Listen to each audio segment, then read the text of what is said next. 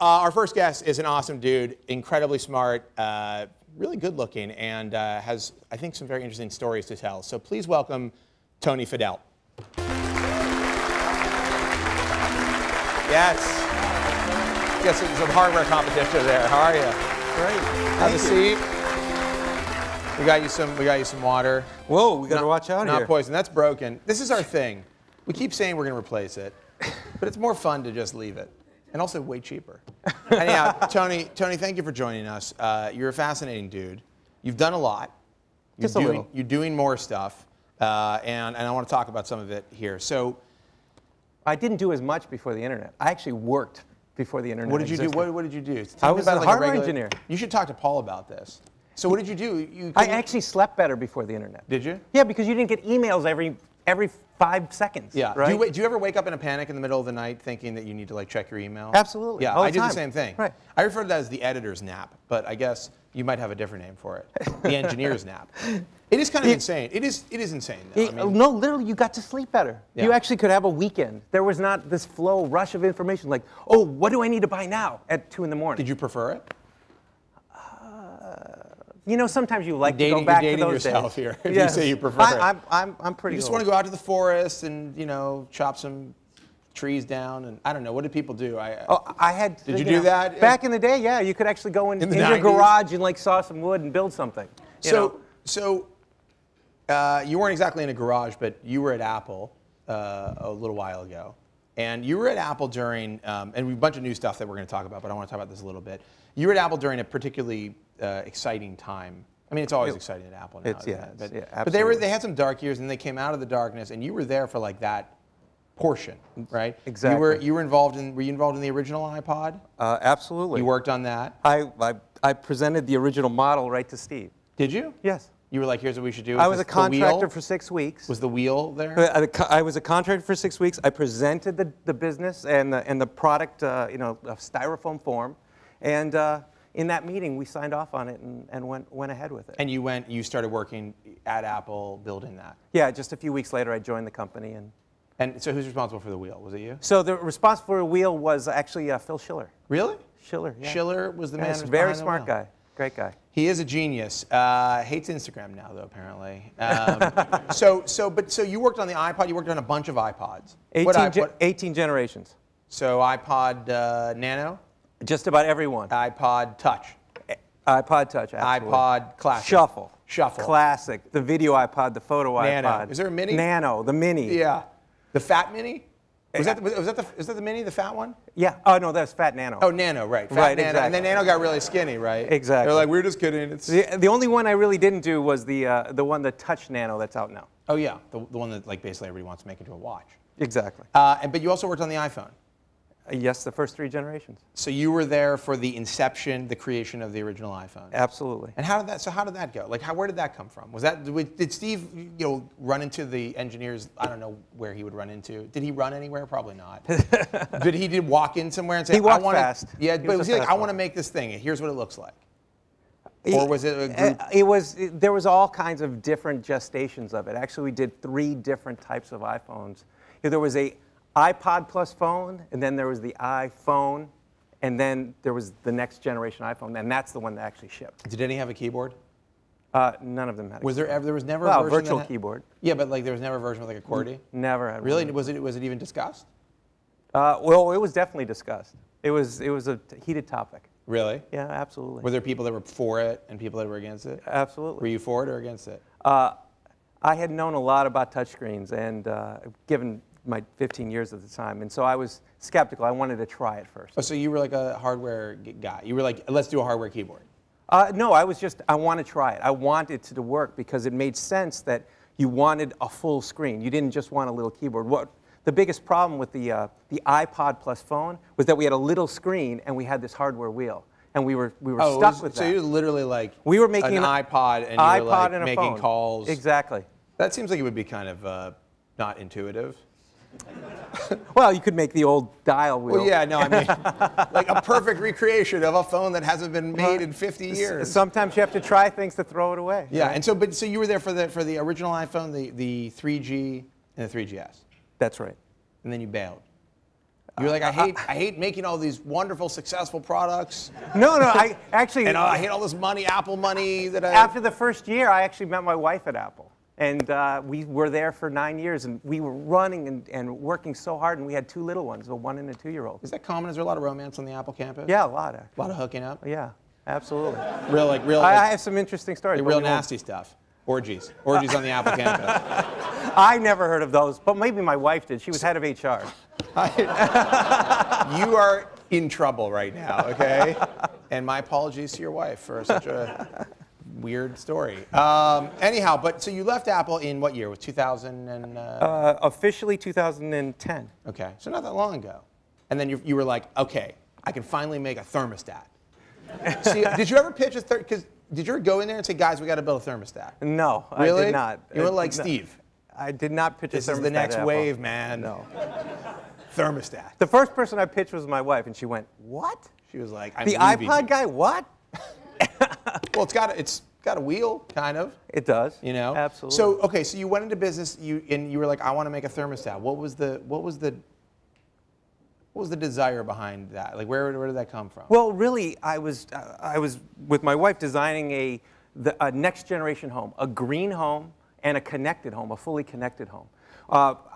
We were starting this design before the iPhone came out and before the iPad came out. So I knew that those things were coming, and so I was saying, when you have a device in your hand all the time, your interface to the world, how does the world around you change? Is that illegal if you know the product is coming to build a product based on? It was just for me and my wife. And my family. You were like, I'm just gonna build one. Well, no, we were just building a house. Oh, okay. We were building a house. Okay, so you were like, the iPad is coming. And we said, okay, how is this house going to change when you have this interface? Right. And so we went through every single system, lights and all these different things. And at the end of the day, I was going, well, obviously you want to control your thermostat because this is in Lake Tahoe, and you want to change it because it's very expensive to heat and cool the house. Right. And so I wanted to change it from anywhere. So I was looking all over the internet for something, couldn't find anything. And I just said, they have like Wi-Fi, but they have Wi-Fi connected thermostats at Home Depot. Have you tried them? Honeywell makes a great Wi-Fi product. Not that I know of, great, actually. Tremendous. Oh, do they not? Not that I know of. I don't know. I'm not really. I honestly don't know that much about thermostats. I'll be honest with you. Before you came along, I never thought about. Before Nest existed, I don't think anybody in our industry thought about thermostats. I mean, maybe if you had to replace one, you're like, uh-oh. Better call someone to replace this thermostat. Exactly. You did it maybe once every 20 years. Thermostat on my wall. I mean, ours are, years. my house are like painted over. You can't even see the numbers on them. Isn't that? I feel like it's a common thing. And most people forget that $1,500 a year is what you spend that thermostat controls. So you're like, why is something so underappreciated that costs so much money and uses so much energy? So you said you were thinking about, holding these devices and wanting to control them. Why not just make a box, a simple box, and have the control always be on an iPhone or That's what a lot of people have said to me. And you know what I say? And they go, oh, why doesn't the cell phone just, when you go away from your house, it just shuts the house down. That's a great idea. And then when you drive up, it turns on again. Well, typically the people you talk to who bring up those ideas, they don't have a family. They don't have kids. They don't have people who are in the house. So you're like, right. Does everybody have to have a cell phone? How does this all work? Right. So you have to think about the interface. You don't want the kids messing with the thermostat, though. That's always a disaster.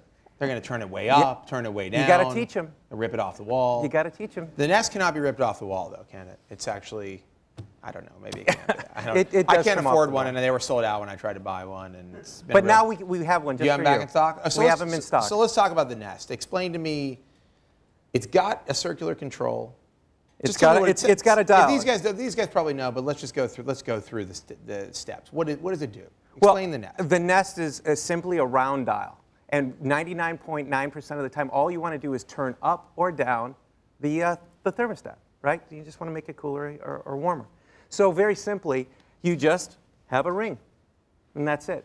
And it's got a display on it. And it's got a display on it. It's a color display. And it just gives you the current temperature, and it shows you the target temperature, and that's about it. It gives you a little leaf on it to show you when you've actually selected a temperature that's more energy efficient than you typically select. And if you have more than one in your house, they can talk to each other? They talk to each other, and you can control it anywhere in the world, from an iPad, an iPhone, an Android phone. Are they apps, or is it just like a It's an app, or there's a web browser app for any Safari or Chrome or IE. And so hardware startups are really hard. I mean, that's my understanding. It's very difficult to be small company making hardware. And it's hard to get them financed, yeah. and it's hard to find the talent because most of that hardware talent has moved offshore. Right. Most people don't design hardware. So how does that work? I mean, how do you go to, from thinking of this thing to actually going, and I mean, you don't have to give me every step, but I mean, obviously you had to pitch this to people with money and say, I want to make a thermostat. Were people resistant to this idea? I mean, it seemed to me like people would go. We got the money in less than 24 hours. Really? Yeah. Well, I've been in the Valley over 20 years. I've been doing hardware for over 25 years. I've been doing connected services for over 15 years. So basically, it's nice to have hopefully a good track record. Look, I made the freaking iPod, okay? Give me money, and I'll deliver. So you did deliver. You sold a ton of these. How many? Do you know how many you've sold? I guess you would know how many you've sold. We've sold a lot. Can you share a number? We are not sharing numbers, but we are breaking all of our targets were. We're busting through them. People are freaking out over this thermostat. We sold 5 months of inventory in 72 hours. In the first 5 months of inventory. We thought we were going to open the store 3 weeks later. We didn't open for 5 more months because we had so much demand. And now finally the store is open for all comers. That is insane.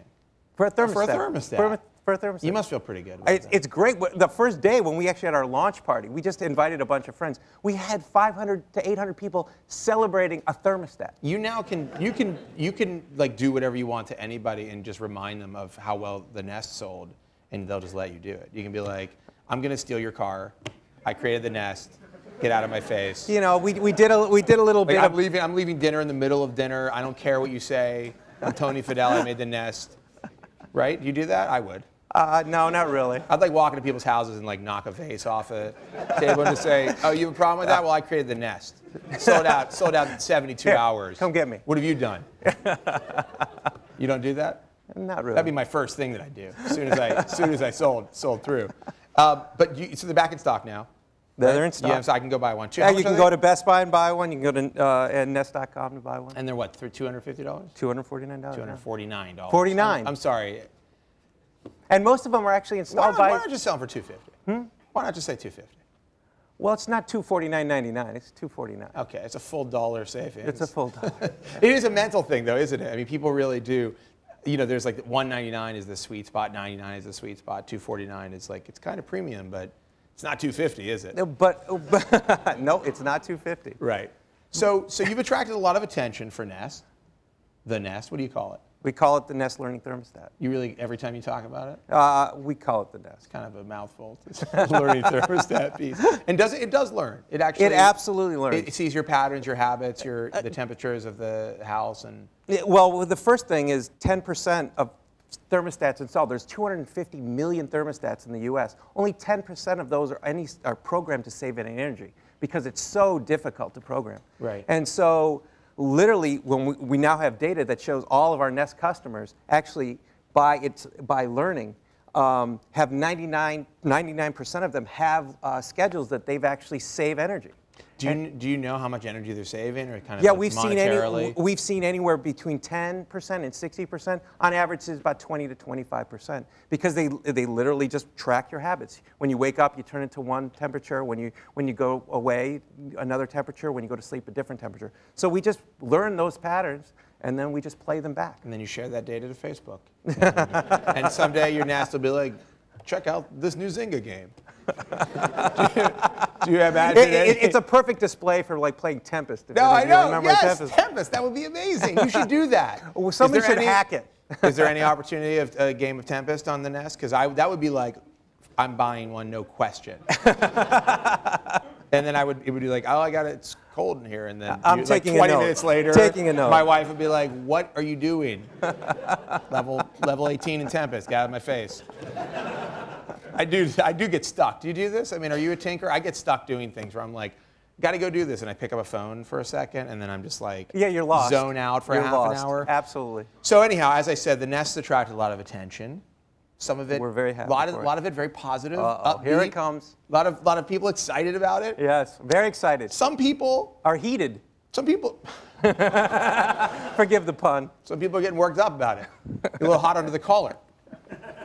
Yes. Honeywell, you've been sued by Honeywell Yes, we have. for patent infringement. Yes, 7 patents. Seven patents. 7 patents. And now Honeywell's been around for 1,000 years. Before I was born. Honeywell's been around a long time. They have been. And really, do you know a lot of companies that make thermostats? I mean, I have Honeywell thermostats in my house. I know there are other companies. I'm sorry. Well, I said they're painted over and they're old, and they've got the dial, and I can't see. I'm like, I guess it's on. So they're suing the crap out of you. How does that make you feel? Validated. Really validated? Yeah, you know, look, we're new guys on the scene. We think we're doing something really important. And they feel threatened. It appears so. Yeah. It appears so because they didn't call us. They didn't say, hey, let's work this out man to man. They didn't want to settle. They weren't like, you know what, we see you guys are doing some things that look similar. Maybe we can sit down. Yeah, and let's talk. talk. You know, They didn't want to do that. They didn't want to do that. They just wanted to publicly address it in the court of law. Exactly. And how do you think you're going to fare in this? Well, we just issued our response, and actually, you guys posted on the website. Thank you very much. We did post it. Our No, 56-page, I think, response. Did we post the whole response? Yes. Well, we like You have a lot of we like to servers. be thorough. And Nilay is a lawyer, so anything that's remotely legal, he's like starts like salivating, and it's like he has to take his jacket off. He's like, I got to go to work. He like clears his desk. That actually happens. You think I'm kidding? It's a little frightening. So you're gonna go to court over this. Well, that's what they want to do. We'd Right. rather not. But. Right. But you think that you got a chance to defend yourself and to win here? When we looked at it, all 7 patents, they were clearly invalid, and what we've said was baseless. And Did you say they're worse than a patent troll? I have actually Is said that your worse than- quote? Well, yeah. Let me describe why. If you look at You're like, yeah, damn right I said. damn right, I said they're worse than I'm a patent Tony troll. Fadell. I created the Nest.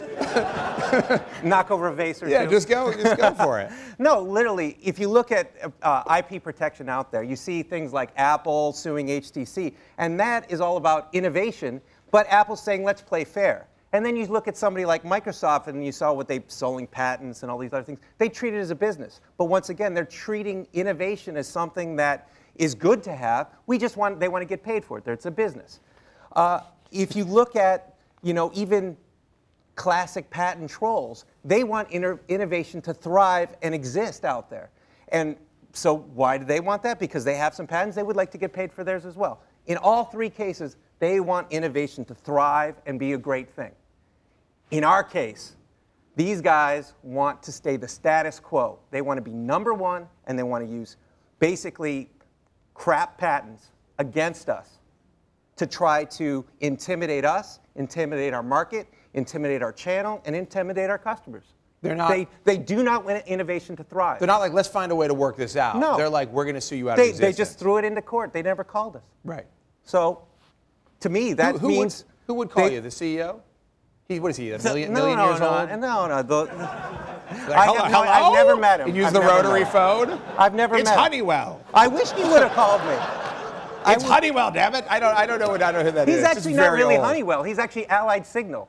Oh, of course. He's Allied Signal, and he changed his name to Honeywell when he bought Honeywell. You were talking about this backstage, that Honeywell was Honeywell, and then they were bought by a company called Allied Signal. Correct. Which, by the way, sounds like a totally nefarious. Like Allied Signal is not something you want to deal with. But then they became Honeywell. Yeah, they moved their headquarters from Minneapolis over to New Jersey, and they changed the name. They're in Jersey? And they changed their name to Honeywell. You're going to die, okay? I just want you to know. Yes, they have some friends. They're going to send guys to your house, and you're dead, man. It was wonderful knowing you. All right, so Jersey boys. So you're going to fight this. Well, we have to. Well, I know you have to. We have to, and we have the best. We have the best in the business. We actually have the person who was next to me for getting basically sued at Apple every week. Chip Lutton, who joined the team. He was the head of the Chief Patent Counsel at Apple, has now joined our team. He is now part of us. He has been advising us for a year. Honeywell is going down. Apple doesn't screw around, and I'm sure this guy doesn't screw around. Chip is awesome. So I'm sure you've got a pretty good shot. Well, we're going to be tracking it, obviously. I mean, we're fans of innovation. I think this. I mean, for our readers and even for the editors at the site, this patent stuff is like it just seems to be overtaking the industry. I mean, the fact that we're reporting, 25%, 30% of our stuff now, I feel like we're reporting on people arguing about ideas. right? And it's a pretty crazy point in our industry. I mean, does it scare you? Do you feel like innovation is being stifled? I mean, it looks like innovation is being stifled. I think that it is being stifled in the smaller companies. In the larger companies, what they're really doing is they're just fighting about market share and trying to make sure they either get paid or keep them out of the market, or make them innovate differently. So it does put everybody on to think twice about what they're doing and how they're doing it. And it does enrich the lawyers. Absolutely enriches the lawyers. It's a good time to be a lawyer. In Silicon Valley. It's a very good time to be, not just in Silicon, but anywhere, because you'll get sued in the court of Texas and the court of right. Well, I mean, yeah, but there's a lot of Silicon Valley lawyers that are very active right now. Absolutely, and you know, they're loving it. And now you've got one. We have a great set of lawyers. Absolutely. Okay, so you're doing the thermostat. You're going to fight Honeywell. You're going to take Honeywell down. You're going to ruin Honeywell. I'm quoting you. Those are your words. I didn't say that. And I quote, "We're going to put Honeywell in the ground. So help me." Tony Fadell, you said those words. They're a very big company. So what's after the thermostat? Is there something beyond the thermostat? Well, right now we actually ship 2.0 of our software, and so we're continuing Tempest. Tempest, exactly. Actually, putting in more energy efficiency into the thermostat just via software upgrades that happen in the background. But next week we're actually going to announce an energy report that comes with your thermostat. So each month you get a kind of a history of what you've done and how you can save more that's personalized. But it makes sense, though. You've got these things on the walls. They're connected. They can talk to each other. Home automation is a place that seems like a likely area or a good area for you to go. Is that something you've considered? I mean, home automation to me, I have a new house. I think all the time, like, God, I just wish there was some, like the Nest seems like this very self-contained, sensible, beautiful system for doing something that happens in the house that you don't think about that much. Is that a place you might go? I mean, there's a lot you can do in a house if you've got things talking to each other. Have you thought about that? We think about it all the time. I have my R&D house that I go through, and a lot of times my wife doesn't like what I do to the house, but I automate it. So I learned through that. What are you doing to the house? Yes. Disco, I can't tell you. I'll give away too many things. Strobe lights. Turning beds. Turning beds. Yeah. Boy, you're just in a lot of trouble tonight. So that's something you'd consider? We're looking at all the things, but frankly, we're still small. We're still trying to get enough production out for everyone. We're still trying to get to other countries. Nests are in all 50 states. We've actually seen them light up in Canada, all across Europe, in Saudi Arabia, and Japan. So we're still just trying to. So people are taking. They're buying them in the States and then taking them all around the world. So we still just have to build our market. There's just a huge appetite for this. Huge. For thermostats. There's billions of thermostats. Who could have possibly guessed this? Well, when you look at it, thermostats, 10 million are sold a year in the U.S. 10 million Honeywell thermostats. and you're about to change that. Yeah. Oh well, we hope you are changing it. All right, Tony. Thank you so much for joining us. Really appreciate it. Tony Great. Fadell, everyone. And you have to come back. You got to come back either when you're in the thick of it with Honeywell. You probably won't be able to say anything then. But when you win, you come back and talk about it. Thanks so much, Tony. Thank you. Really appreciate it.